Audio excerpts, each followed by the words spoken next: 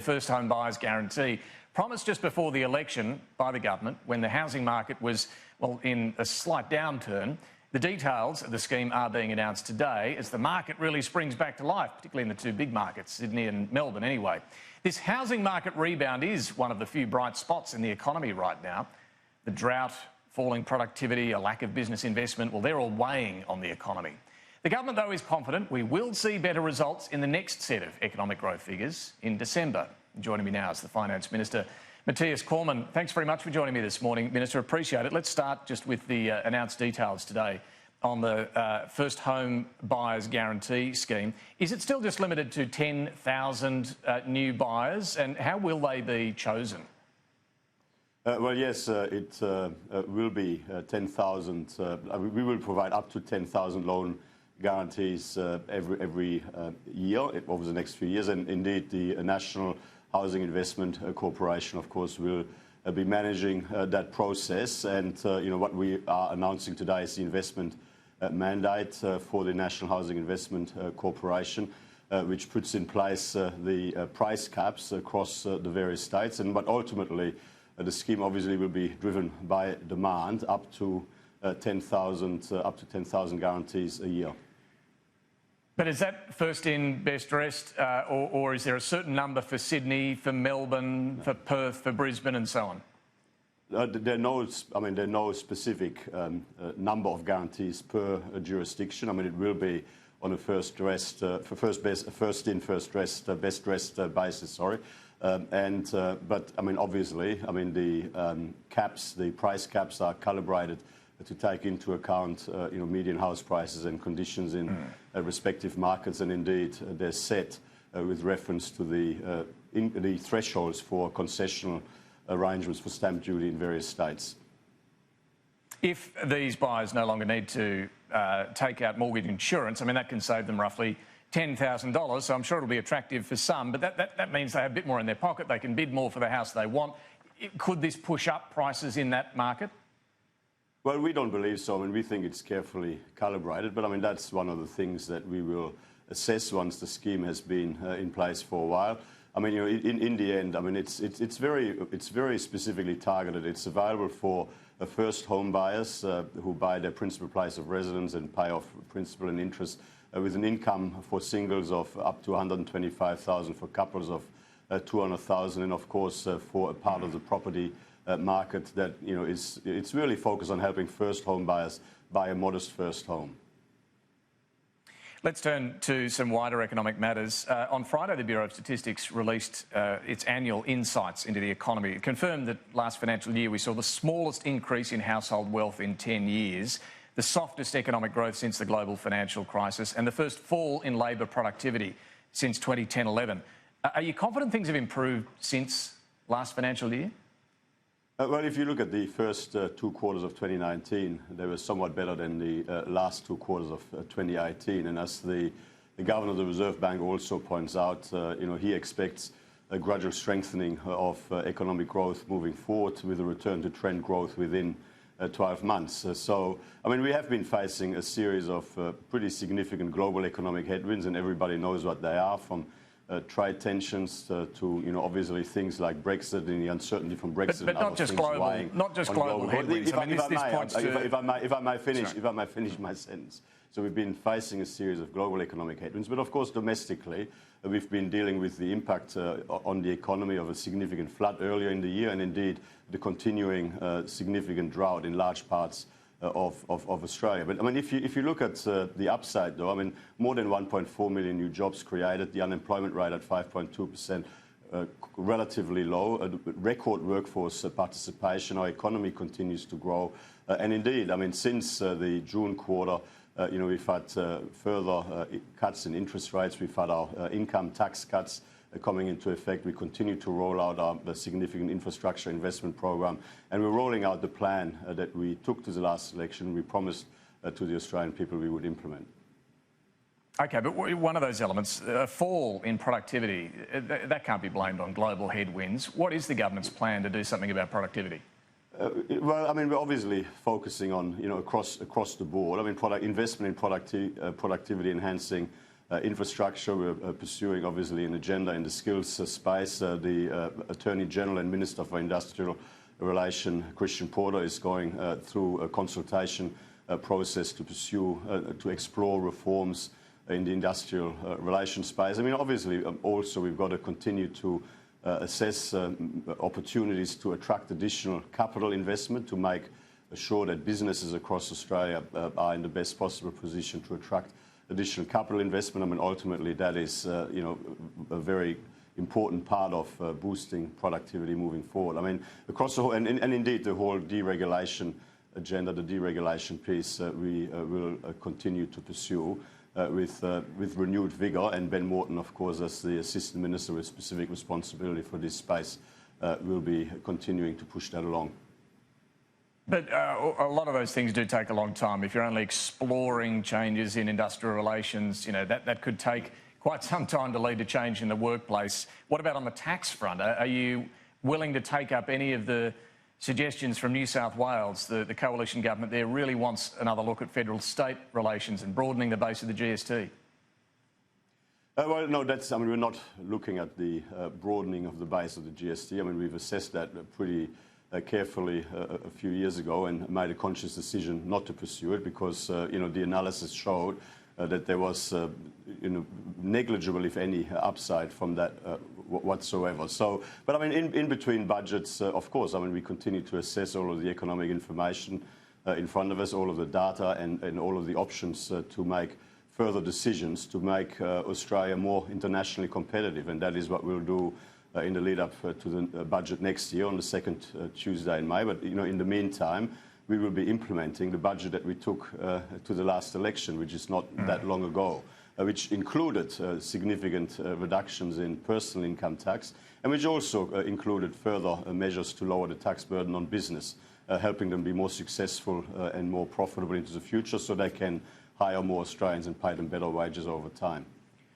So coming back to that earlier question, though, you are confident we will see a better growth figure in December? Well, we're cautiously optimistic about the outlook, and you know, obviously the June quarter, not only did we have a whole series of headwinds internationally and domestically, we also had an election, and you know, in Australia, federal elections at the best of times have a negative impact on growth, but on this occasion, most people expected a change of government and a change of government to a high taxing government at that. So, you know, and still we grew by 0.5% in the context of negative growth or economies, other economies around the world like Germany and South Korea. So if it comes in, Singapore and others shrinking. If it comes in 0.5% or worse again, will you need to stimulate? Well, look, firstly, I'm not going to you know, mention any arbitrary figures now. What I'm saying is that we believe our plan is working. We'll stick to our plan. I mean, you know, our budget actually, our budget is a pro-growth budget. We had more than $300 billion worth of income tax relief, 21+ billion of which has gone back into the economy over the last 3 months or so. We will continue to roll out our productivity enhancing infrastructure investment program. I mean, we will not be, you know, pushed by some hyperventilating opposition commentators into pursuing Labor policy. That's just not going to happen. We will. No, but I'm just asking if you don't get the growth that you're expecting to get, you're going to have to do something, right? Well, we're quietly confident that our plan is working and will continue to work. And like the Governor of the Reserve Bank has said, we expect growth to gradually strengthen and return to trend growth over the year. And, you know, that is an important part of making sure that happens, is to ensure that the government calmly and sensibly continues to implement its plan and that we continue to provide certainty and stability to business and indeed to the Australian people. I mean, the level of hyperventilating commentary from people like Jim Chalmers and the like is not, you know, helping the economy in any way, shape or form. Leave him out of it for a moment. Just to pick up what you just said there, you do expect a return to trend growth this year. That's what you just said? No, I've just pointed to the comments from the Reserve Bank Governor where he said, and we agree with him, that economic growth is expected to gradually strengthen and a return to trend growth within 12 months. Okay, so by this time next year, we'll be back at roughly 3% growth? Well, the expectation is a return to trend growth within 12 months. And that's what, don't take my word for it, that is what the independent Reserve Bank governor a week or two ago pointed out. Okay, but I'm keen to hear what you think as well as one of those with the hands on the purse strings. And we will be updating our economic forecast and our fiscal forecast in our half-yearly budget update in the middle of December, and that is when you will find out precisely what, having assessed and considered all of the information, what the government, the government's view is. But in the meantime, I can again point you to what the independent Reserve Bank governor said as recent as last week. Okay, let's turn to the drought. The Nationals clearly don't think enough's being done. Is their plan, can I just clarify, is their plan for a further $1.3 billion in Commonwealth and state funding, is that the government's policy? Well, you know, obviously, as the drought continues and the impact on significant parts of Australia continues to worsen, of course the government will continue to assess what else and what more we can do to support families, to support communities. But right now, is it government policy now? If I may finish one sentence. We will continue to go through an orderly process. We work with the National Farmers Federation. We listen, of course, to all of the stakeholders putting forward their suggestions. I've read the reports that you're referring to, and we'll continue to assess ideas and suggestions through an orderly process, and we'll make judgments once we've gone through that, and obviously relevant announcements of the government's additional support measures will be made when these decisions have been made. All right, so this is just an idea at the moment being looked at. Can I just ask you about it? Because Barnaby Joyce has articulated, the way he's explaining it is you'd have big cash grants made to local communities. The Mayor, the State MP and the Federal MP would then decide how it's spent. Is that a sensible way to spend taxpayers' money? Look, I'm not going to provide a running commentary now on decisions that haven't yet been made. I mean, we have in the past provided grants to local governments in drought-affected areas. We have in the past, of course, provided additional support to families, impacted by the drought. I mean, we will do as we always do. We will consider the information in front of us about the continuing worsening impact of the drought across large parts of Australia, and we'll make judgments on how best to respond. And indeed, obviously the National Farmers Federation and others have put forward suggestions, and we will assess all of those and then make judgments in the appropriate way. But you're kind of the expert in this field, Finance Minister, as to what's a good and a bad way to spend taxpayers' money. You've been pretty critical of how Labor frittered money away and so on. Would this be a sensible way to spend more than $1 billion of taxpayers' money? Well, I will not have a hypothetical conversation about decisions that haven't been made. I will be doing. I will do as I always do. I will participate in the conversation inside the Expenditure Review Committee, and I'm very confident that the decisions that we make will be very sensible decisions on how we can build on the support we've already provided to families and to communities in drought-affected areas. How are you getting on with the Nats at the moment, Mathias Cormann? Good. Very good. We're a very strong, united, effective coalition. I mean, in the Senate, we get a lot of work done together. We've got a very good relationship.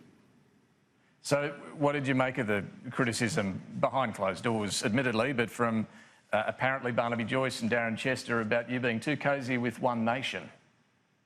Well, look, I mean, I've answered questions about this, on Sky before. I mean, I was a bit surprised because, in relation to the dairy issue, which apparently triggered that conversation, according to reports. I mean, One Nation did approach us in the Senate with the view that we should re-regulate the dairy industry, and we said no to that. But in the course of that week, it became apparent that in relation to our election commitment, the Nationals initiated election commitment to put in place a dairy code of conduct, that there were some administrative bureaucratic bottlenecks holding up the delivery of that, and I helped bridge it as the minister responsible, the Nationals minister responsible. Did any Nationals raise their concerns with you directly, or no, has anyone raised anyone? No. Okay. No. Let me ask you just finally. I should correct. I did have a question about what had happened from a cabinet colleague, and I answered those questions. Right. And as far as I'm concerned, I think that's satisfied that explanation satisfied things. A final one, the Energy Minister Angus Taylor, he was being asked a lot about the letter that he wrote to Sydney Lord Mayor Clover Moore in Parliament during the week. He's admitted he did send a document that had the wrong figures in it about her council's travel bill. The figures we know were way out. He hasn't explained, though, where that dodgy set of figures came from. Do you think that needs to be answered? Well, I completely reject that proposition. I mean, he's clearly explained, that the document was accessed on a public site. And, the most recent statement I've seen from Angus Taylor, he made the point that there were still various, according to his statement, several different versions of that same document available publicly at that point in time. I'm not aware of the ins and outs. But all with the correct figures. We don't know where the dodgy figures came from. Well, look, all I can do is refer you to the statements by Angus Taylor, who made very clear that the document was accessed publicly. I wasn't there when from publicly available websites. I obviously wasn't there. So, it's probably best to pursue these questions with Angus. All right. Finance Minister and Government Senate Leader Mathias Cormann, thanks very much for joining me this morning. Always good to talk to you.